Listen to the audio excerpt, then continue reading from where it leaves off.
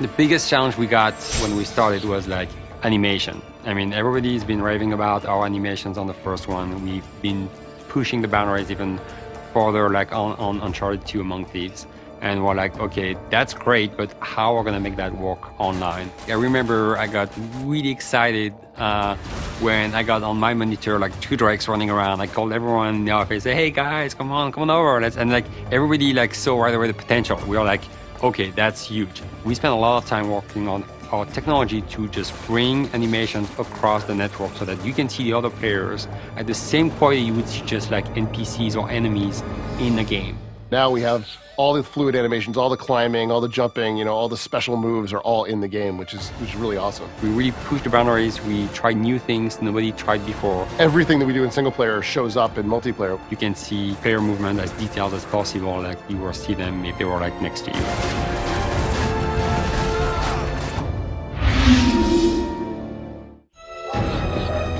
So when we started to work online, we also want to make sure the experience for the player would be just as simple as it is when you play single player. So you hit start, you start the game, you play. I can very quickly jump online, hit our matchmaking system. There's no waiting around, there's no nothing. I'm pushing a button, I'm in the game. I'm finding people of like skill, so it's bouncing me up and down and putting me into the right level so I know that every game I play is going to be fun. You know, I'm going to be constantly challenged, but it's not going to be too hard. Also, something that's very important is be able to play with your friends, and that's why we created our party system. If I have a bunch of friends online, I can very easily invite them to join my party. I can see them in their party, jump in with them with one button press. So that if you go and make a custom game, they're going to play that custom game with you. If you go in matchmaking, they're going to come and be in your team and follow you in your matchmaking. So that's key, because a lot of people want to play with their friends too. It's super important, like to be able just to chat with your friends and make fun of them sometimes if they die and stuff like that. We made it like really extremely easy.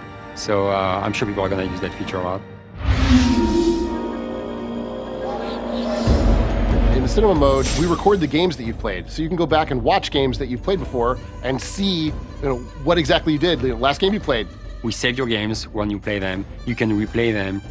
Just fast forward, pause the game, stop, freeze everything, move the camera around, and just look at what's going on, where everybody is.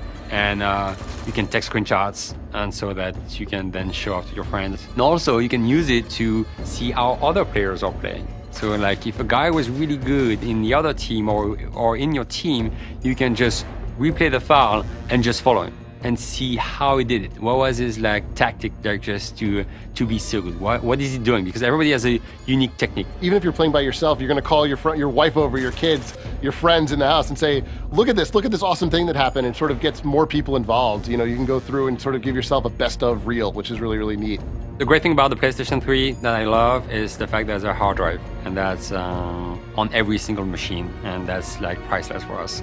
So cinema mode was very easy because we can save your cinema files to your hard drive very easily, and also we're having some technology using the cloud where we can save the files, your cinema files, to the cloud, so that when you want to share it with your friends will be able just to get it from the cloud and download it to their own PS3, to their hard drive.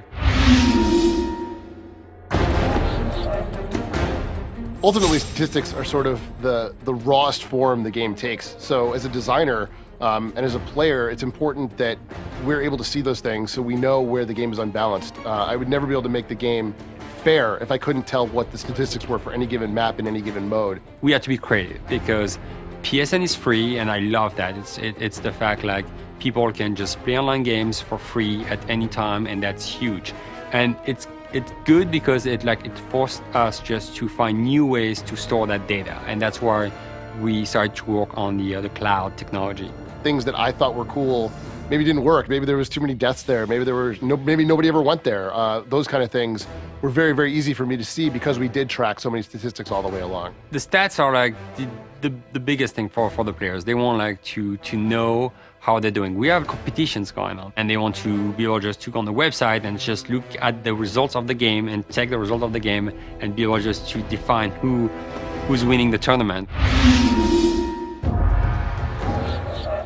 One of the best features of Uncharted 2 is the ability for us to live update the game, which means we don't have to patch. It's completely transparent to the player.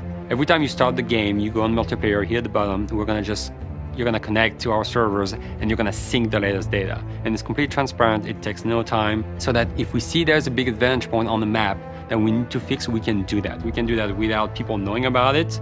And it's good because it makes the experience better for everyone. The game has to be fair, and that's very important. If we want to update models in the game, it's very, very easy for us to do that. If we want to update game modes, or even just tweaking numbers having to do with the explosive damage, let's say, or the damage of the guns, if we find that something's overpowered or in the wrong place even, we can update all those things. We want to be able just to keep pushing new things to the players even after we ship. And that was a big part of our technology too. And we're using the cloud for that too, where we store all our files just that you need to update on the cloud.